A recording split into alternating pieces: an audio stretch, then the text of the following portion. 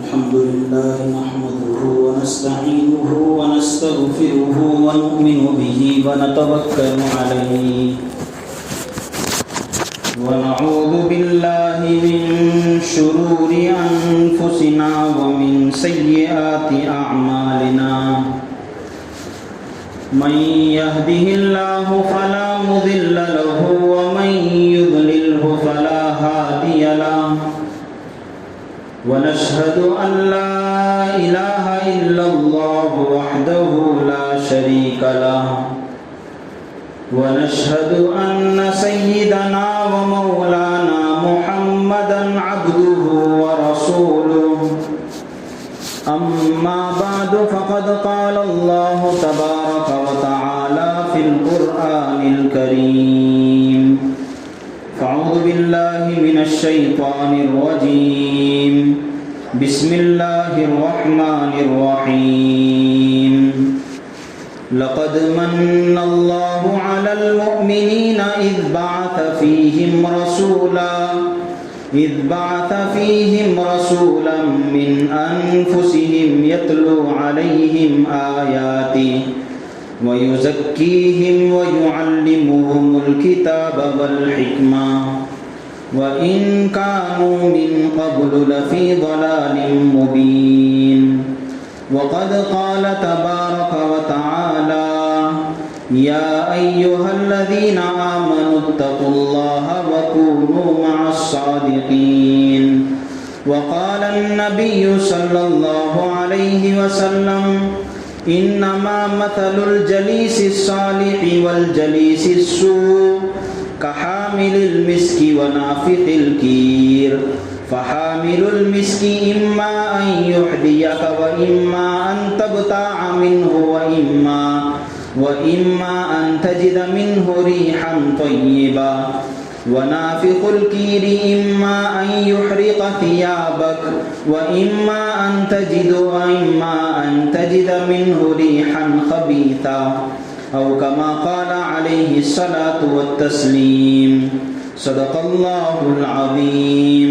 وصدق رسوله النبي الكريم ونحن على ذلك لمن الشاهدين والشاكرين الحمد لله رب العالمین۔ بزرگان محترم، عزیز نوجوان بھائیوں دوستوں، گزشتہ جمعہ فلسطین کے احوال پر اور امت مسلمہ کے نزدیک ارض مقدسہ بیت المقدس کی اہمیت اور ایسے ناگفتہ بھی حالات میں ہماری ذمہ داری اور ہمارا کیا کام ہے اس کے اوپر روشنی ڈالی گئی تھی۔ اس وقت بھی حالات کوئی خاص اچھائی کی طرف نہیں ہیں، لیکن ہماری ذمہ داری وہی ہے کہ ہم اپنے استطاعت کے مطابق کچھ نہ کچھ کوشش کریں اور سر دست ہم ان کے لیے دعائیں کرتے رہیں اور اپنے انفرادی اعمال میں، اجتماعی احوال میں ان کو خاص خیال رکھیں۔ اس سے پہلے سے ہمارا ایک موضوع چلا رہا تھا، اس کو انشاءاللہ اب تسلسل کے ساتھ بیان کرنے کی کوشش کی جائے گی۔ گزشتہ جمعے سے پیوستہ جمعے آپ حضرات کے سامنے یہ بات لائی گئی تھی کہ رسول اللہ صلی اللہ علیہ وسلم کو اللہ تبارک و تعالیٰ نے دنیا میں جو بھیجا تو چند خاص مقاصد کے تحت بھیجا، اور فرمایا کہ رسول اللہ کو بھیجنا اور آپ کی بعثت ایک امت مسلمہ کے لیے ایک احسان ہے، ایک دولت کی چیز ہے، ایک نعمت ہے۔ جس طرح ہر نعمت کی کوئی نہ کوئی، ہر چیز کی کوئی نہ کوئی خاص اس کا کوئی گول ہوتا ہے، اس کا کوئی مقصد ہوتا ہے، اللہ کے نبی علیہ السلام کو بھیجنے کے بھی مقاصد ہیں۔ قرآن کریم میں اللہ نے اس کو بیان فرمایا ہے۔ تو ان کا سلسلہ چلا رہا تھا۔ میں نے کہا تھا کہ اللہ کے نبی کو جو بھیجا گیا، یتلو علیہم آیاتہ، ایک یہ ہے کہ اللہ کے نبی قرآن پڑھنا سکھائیں گے، وَيُعَلِّمُهُمُ الْكِتَابَ، اور اسی طرح قرآن سمجھانا یہ بھی اللہ کی ذمہ داری ہے، اللہ کے نبی کی ذمہ داری ہے۔ چنانچہ اللہ کے نبی کی جب وہ ذمہ داری ہے تو ہم امت مسلمہ ہونے کے ناطے قرآن کریم پڑھنا اور قرآن کریم سمجھنا یہ ہمارا بہت بڑا کام ہے۔ اس کے بعد تیسرے نمبر پر میں نے کہا تھا کہ اللہ کے نبی کو جو بھیجا گیا اس کا ایک مقصد یہ ہے کہ وَيُزَكِّيهِمْ، اللہ کے نبی علیہ الصلاۃ والسلام دنیا میں آئے تو لوگوں کے دلوں کی اصلاح کے لیے آئے، دلوں کی پاک صفائی کے لیے آئے۔ جس طریقے سے ہمارے جسم پر ظاہری طور پر کوئی دھول لگ جاتی ہے، کوئی گندگی لگ جاتی ہے، آلائش لگ جاتی ہے اور آدمی اسے پاک صاف کرنے کی کوشش کرتا ہے، اللہ کے نبی علیہ الصلاۃ والسلام نے ارشاد فرمایا کہ دل بھی ایسا ہے کہ اس کے اوپر بھی گناہوں کی وجہ سے دل پر زنگ پڑ جاتا ہے اور اس زنگ کو دور کرنے کی ضرورت ہوتی ہے۔ چنانچہ حدیث کا مفہوم ہے، اللہ کے نبی علیہ الصلاۃ والسلام نے ارشاد فرمایا کہ جب کوئی آدمی گناہ کرتا ہے، خواہ وہ گناہ ظاہری طور پر ہو یا وہ گناہ ظاہری طور پر نہ ہو، باطنی طور پر ہو، سب کو نظر آتا ہو یا سب کو نظر نہ آتا ہو، گناہ جیسے ہی آدمی سے ہوتا ہے اس کے دل کے اوپر سیاہی آ جاتی ہے، ایک کالا دھبا پڑ جاتا ہے۔ اور اس طرح جب مسلسل گناہ ہونے لگتے ہیں تو مسلسل گناہ ہوتے ہوتے ہوتے دل پر ایک کالائی چھا جاتی ہے، دل پر ایک ایسا کالا لیئر آ جاتا ہے کہ جس کی وجہ سے دل اتنا سخت ہو جاتا ہے کہ آدمی کے جب اسے قرآن کی بات کہی جائے تو اس کا دل قبول نہیں کرتا، حدیث کی بات کہی جائے تو دل قبول نہیں کرتا۔ ایسے بہت ساری چیزیں ہم دیکھتے ہیں کہ ہماری مساجد میں اور ہمارے جلسے جلوس میں، ہماری مجلسوں میں کتنا فوکس دیا جاتا ہے، کتنی اہمیت دی جاتی ہے، قرآن سکھایا جاتا ہے، قرآن کا پیغام بتایا جاتا ہے، لیکن ہم دیکھتے ہیں کہ ہم خود ہمارے دلوں کے اندر کے اوپر اتنی کالائی ہے، اتنی سیاہی ہے کہ قرآن سننے کے باوجود، اللہ کے نبی کے پیغامات سننے کے باوجود خاص تبدیلی ہمارے اندر نہیں آتی۔ اس کی وجہ یہی ہے کہ دل میں گناہ کر کر کے دل کالا ہو چکا ہوتا ہے، اس کو نرم کرنے کی ضرورت ہوتی ہے، اسے ایسے بنانے کی ضرورت ہوتی ہے کہ اللہ کا پیغام اس کے سامنے آئے، نبی کی کوئی تعلیم اس کے سامنے آئے تو دل قبول کرنے والا بن جائے۔ تو اللہ کے نبی کو جو بھیجا گیا دنیا کے اندر، قرآن کریم میں 4 جگہ بیان کیا گیا کہ وَيُزَكِّيهِمْ، اللہ کے نبی بھیجے گئے ہیں اس وجہ سے تاکہ دلوں کی صاف صفائی کا بھی کام کرے۔ اسی لیے علماء نے کہا ہے کہ جس طرح آدمی کے ظاہری طور پر اس کے جسم میں بیماریاں آ جاتی ہیں، بخار آ جاتی ہے، اور اسی طرح کسی کو کھانسی ہو جاتی ہے، کسی کو سردی شروع ہو جاتی ہے، اور بھی بہت سارے بیماریاں آ جاتے ہیں، اسی طرح انسان کے باطن پر بھی انسان کے دل کے اندر بھی بیماریاں آ جاتی ہیں، اور خود قرآن نے اسے کہا ہے کہ یہ بیماری ہے۔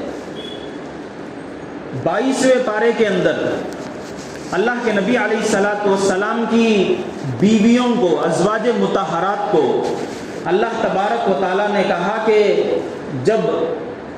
کوئی تم سے کوئی چیز مانگنے کے لیے آئے تو اپنی آواز کو ایسا پست مت کرو، ایسا نرم مت کرو کہ جس کے دل میں طمع ہو، لالچ ہو، بیماری ہو، وہ تمہارے اوپر غلط ارادہ ظاہر کرے۔ وہاں اللہ تبارک و تعالیٰ نے جو لفظ استعمال فرمایا قرآن کریم کے اندر کہ وَلَا تَخْضَعْنَ بِالْقَوْلِ فَيَطْمَعَ الَّذِي فِي قَلْبِهِ مَرَضٌ، کہ اے امہات المؤمنین، اے ازواج مطہرات، جب تم سے کوئی چیز کوئی مانگنے کے لیے آئے، فلا تخضعن بالقول، اپنی بات کو زیادہ پست مت کرو، بہت ہی میٹھے انداز سے بات مت کرو، فیطمع الذی فی قلبہ مرض، اس آواز کو، اس بات کو سن کر جس کے دل کے اندر بیماری ہے وہ لالچ میں پڑ سکتا ہے، اب دیکھو یہاں پر اللہ نے جو لفظ استعمال فرمایا وہ مرض، بیماری، تو معلوم ہوا کہ انسان کے دل کے اندر بھی بیماریاں ہوتی ہیں۔ ایک انسان کسی غلط راہ میں چلنا چاہتا ہے، اس کا دل ارادہ کرتا ہے، تو سمجھیے کہ اس کے دل بیمار ہے۔ ایک تو ہے ظاہری اعتبار سے کوئی بیماری آ جانا، کسی کو ہارٹ اٹیک آ جاتا ہے، بلڈ پریشر ہائی ہو جاتا ہے یا لو ہو جاتا ہے، یہ ظاہری بیماری ہے، تندرست ہوتا ہے ظاہری اعتبار سے، لیکن دل کے اندر غلط طریقے پر حلال عورتیں اپنی بیوی سے چھوڑ کر بیوی کے علاوہ کسی غیر عورت کے بارے میں دل میں کوئی خیال آیا تو قرآن کریم کہتا ہے کہ یہ ایک بیماری ہے۔ فَيَطْمَعَ الَّذِي فِي قَلْبِهِ مَرَضٌ، باقاعدہ اللہ نے مرض کا لفظ استعمال فرمایا۔ اسی طرح علماء نے یہ بات لکھی ہے کہ جو بھی باطنی دل میں کوئی چھپی ہوئی چیز آ جاتی ہے گناہ کی، وہ بھی ایک بیماری ہوتی ہے۔ ایک بھائی ہے، اپنے دوسرے بھائی کے سلسلے میں اپنے دل کے اندر حسد رکھتا ہے، جلن رکھتا ہے اور جلتا رہتا ہے، اور دل کے اندر اس کی یہ خواہش ہوتی ہے کہ اسے جو نعمت ملی، اسے جو دولت ملی، اسے جو خوشی ملی، وہ خوشی ختم ہو جائے، اس کی دولت ختم ہو جائے۔ یہ دل کی بیماری ہے۔ ایک آدمی چاہتا ہے کہ فلاں کو اللہ تبارک و تعالیٰ نے جو سکون عطا فرمایا، مجھے سکون نہیں دیا، اس کا سکون غارت ہو جائے، دل کی بیماری۔ اللہ تبارک و تعالیٰ نے فرمایا، رسول اللہ صلی اللہ علیہ وسلم نے ارشاد فرمایا، الا ان فی الجسد لمضغۃ، سن لو، ان فی الجسد لمضغۃ، جسم کے اندر ایک لوتھڑا ہے، گوشت کا ٹکڑا ہے، اذا صلحت صلح الجسد کلہ، وہ گوشت کا لوتھڑا، وہ گوشت کا ٹکڑا اگر صحیح رہے، صلح الجسد کلہ، پورا جسم صحیح رہتا ہے، وَإِذَا فَسَدَتْ فَسَدَ الْجَسَدُ كُلُّهُ، اور جب اس گوشت کے لوتھڑے کے اندر کوئی خرابی آ جاتی ہے، کوئی فساد کی بات آ جاتی ہے، تو پورا جسم خراب ہو جاتا ہے۔ صحابہ نے حیرت سے پوچھا کہ یا رسول اللہ وہ کون سا ٹکڑا ہے گوشت کا ٹکڑا؟ اللہ کے نبی علیہ الصلوۃ والسلام نے فرمایا، الا وہی القلب، وہ دل ہے، جو گوشت کا ٹکڑا ہے، اس کے دل کے اندر کوئی برائی آ جاتی ہے تو اس برائی کے ہوتے ہوئے پورا جسم خراب ہو جاتا ہے۔ اس دل کے اندر کوئی اچھائی آ جاتی ہے تو اس اچھائی کی وجہ سے پورا جسم اچھا ہو جاتا ہے۔ اب دیکھیے، یہ حسد کی بیماری، جلن کی بیماری، ایک آدمی دل میں حسد رکھے ہوئے ہے، دل میں حسد اور جلن کی وجہ سے کوئی آدمی اس دوسرے آدمی کی تعریف کرتا ہے، تو اب یہ حسد کے مارے، جلن کے مارے اپنی زبان سے، زبان کا کوئی اس کے اندر دخل نہیں تھا، دل کے اندر برائی آئی تھی، لیکن زبان سے اس کی برائی کرتا ہے، اور زبان جو ٹھیک تھی وہ بھی برائی کے اندر مبتلا ہو گئی۔ اور اگر اور زیادہ اس حسد اور جلن میں اضافہ ہو جائے تو کوشش یہ کرتا ہے کہ کسی نہ کسی طریقے سے میں اسے نقصان پہنچاؤں۔ وہ نقصان کئی طریقے سے پہنچا سکتا ہے، اس کے مال کو جلا دیا یا اس کے مال کو ضائع کر دیا، اب ہاتھ کو بھی اس کے اندر ملوث کر دیا، اور چاہے تو اس کے معاملات کو خراب کر دیتا ہے۔ اس طریقے سے دل کے اندر ایک برائی آئی اور اس برائی کی وجہ سے آدمی کا پورا جسم اب برائی کے اندر مبتلا ہو جاتا ہے۔ اللہ کے نبی علیہ الصلوۃ والسلام نے فرمایا کہ یہ دل اگر ٹھیک ہو جائے تو انسان کا پورا جسم ٹھیک ہو جائے گا، دل اگر خراب ہو جائے تو انسان کا پورا جسم خراب ہو جاتا ہے، یعنی ایک نہ ایک دن وہ گناہوں میں مبتلا ہو جاتا ہے، اور اس کے ہاتھ بھی گناہ کرنے لگتے ہیں، اس کے پیر بھی گناہ کرنے لگتے ہیں، اس طرح وہ پورا کا پورا جسم اس سے گناہ کرانے لگتا ہے۔ حدیث کے اندر ایک حدیث کے اندر اللہ کے نبی علیہ الصلوۃ والسلام نے ارشاد فرمایا کہ ہر دن جیسے ہی صبح ہوتی ہے، انسان کے پورے اعضاء، ہاتھ بھی، پیر بھی، چہرہ بھی، زبان بھی، آنکھ بھی، پیٹ بھی، دل سے درخواست کرتے ہیں، دل سے ایک گزارش کرتے ہیں، گزارش یہ کرتے ہیں کہ بھائی تم ٹھیک ہو جاؤ،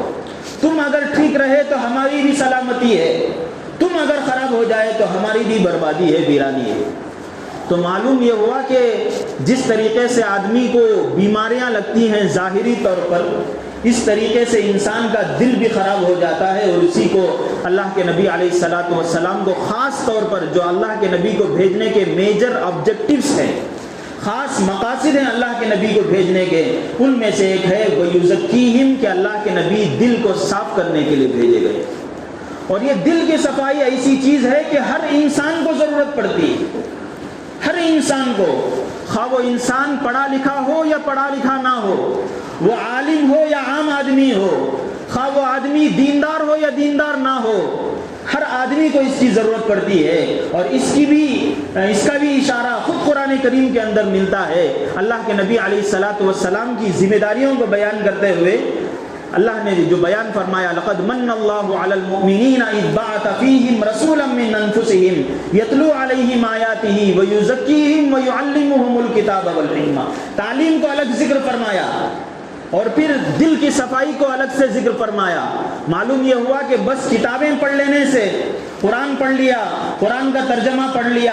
حدیثیں پڑھ لیا، حدیثوں کا ترجمہ پڑھ لیا، بزرگوں بہت سارے مجلسوں میں جمعہ کے بیانات میں شریک ہو گیا، قرآن کی تفسیروں میں آ گیا، بہت سے بیانات میں شرکت کر رہا ہے، لیکن اس کے باوجود بھی وہاں قرآن سیکھتا ہے، اللہ کے نبی کے پیغامات حاصل کرتا ہے، لیکن اس کے باوجود اتنا کافی نہیں ہے جب تک کہ دل کو صاف نہ کرے.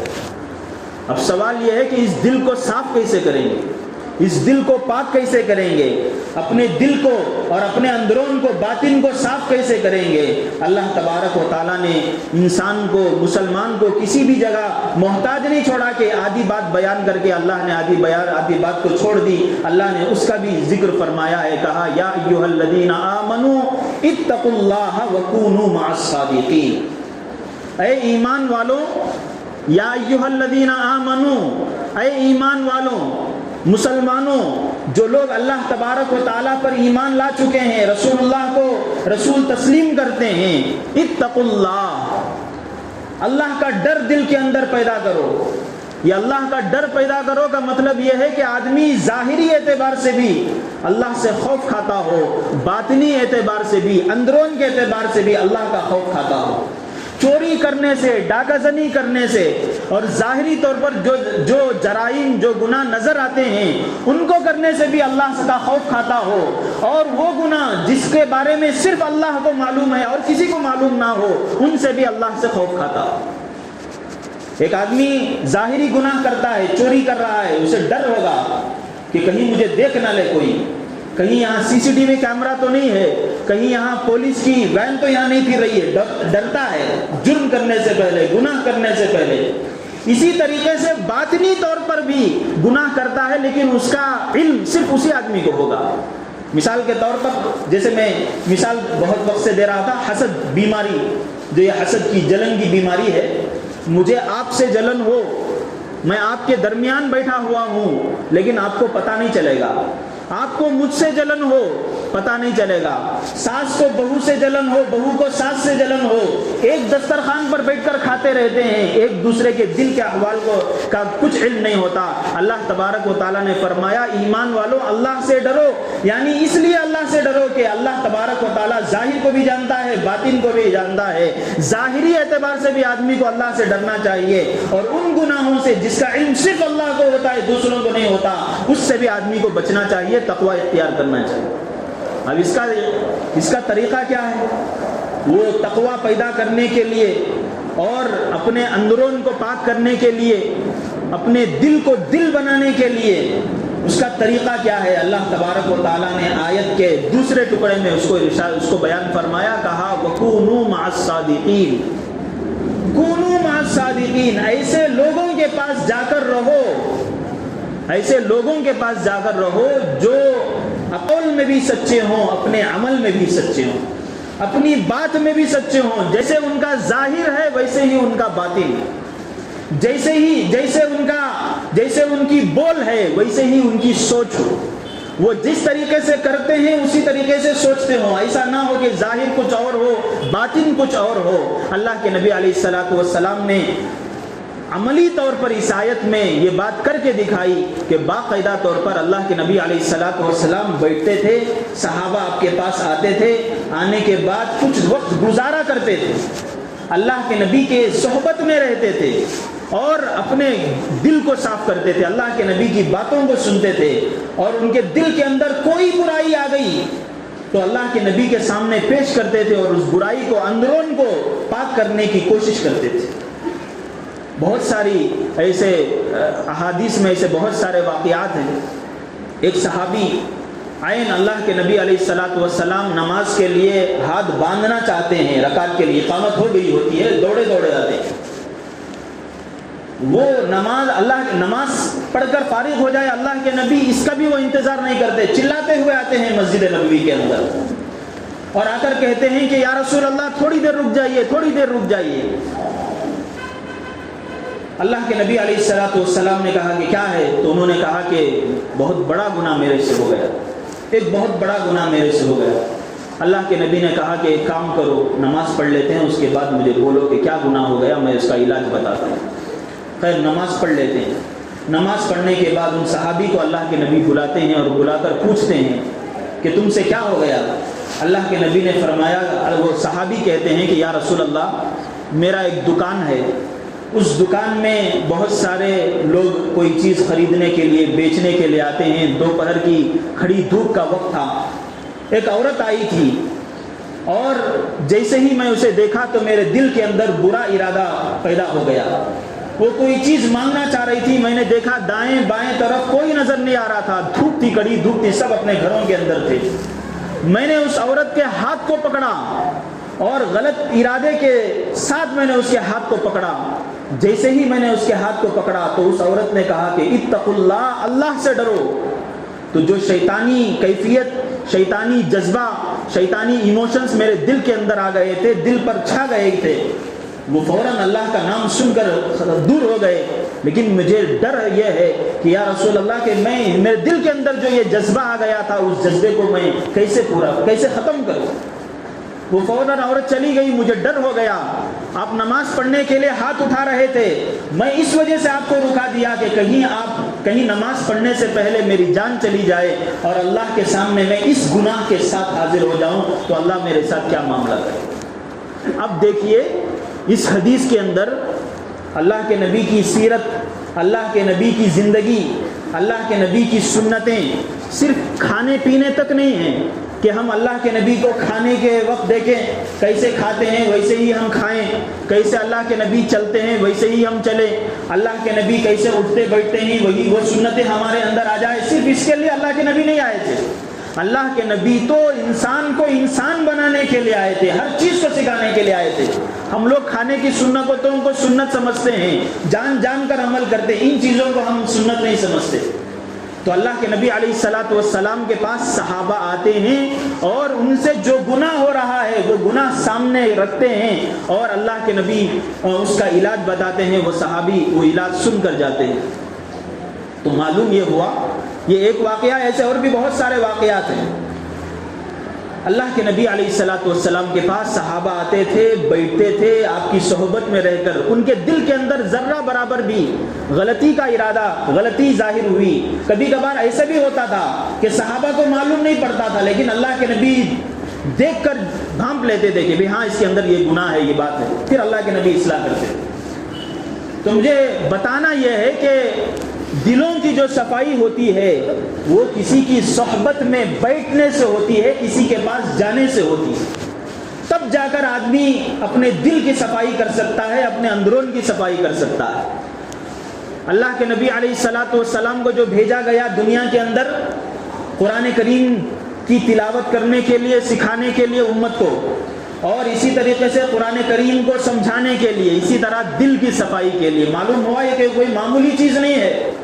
اللہ کے نبی کو بھیجنے کا ایک بہت بڑا مقصد ہے، اور اس سے یہ بھی معلوم ہوا کہ ہم امت مسلمہ اپنے آپ کو رسول اللہ صلی اللہ علیہ وسلم کا امتی کہنے والے، اللہ کے نبی کا پیروکار کہنے والے، ہمارے اوپر بھی ضروری ہے یہ بات کہ ہم جس طریقے سے قرآن کی تلاوت کرنے کے لیے ضروری سمجھتے ہیں، ہم جس طریقے سے قرآن کو سیکھنا، قرآن کو سمجھنا ضروری سمجھتے ہیں، اسی طرح ہمارے اوپر یہ بات بھی ضروری ہے کہ ہم اپنے دل کی اصلاح کو بھی ضروری سمجھیں اور اس کے لیے صحبت میں جا کر بیٹھیں۔ کس کی صحبت میں جا کر بیٹھیں؟ اس کی صحبت میں جا کر بیٹھیں۔ اللہ قرآن کہتا ہے کونوا مع الصادقین، جو سچے ہوتے ہیں، یعنی جو اللہ کے اولیاء ہوتے ہیں، اللہ کے نیک لوگ ہوتے ہیں، جو ایک نسلاً بعد نسلن، ایک اس دور سے لے کر، نبی کے دور سے لے کر اس دور تک جو سلسلہ چلا رہا ہے. دیکھو دو سلسلے ہیں. قرآن کریم اللہ کے نبی علیہ الصلاۃ والسلام نے جو سمجھایا،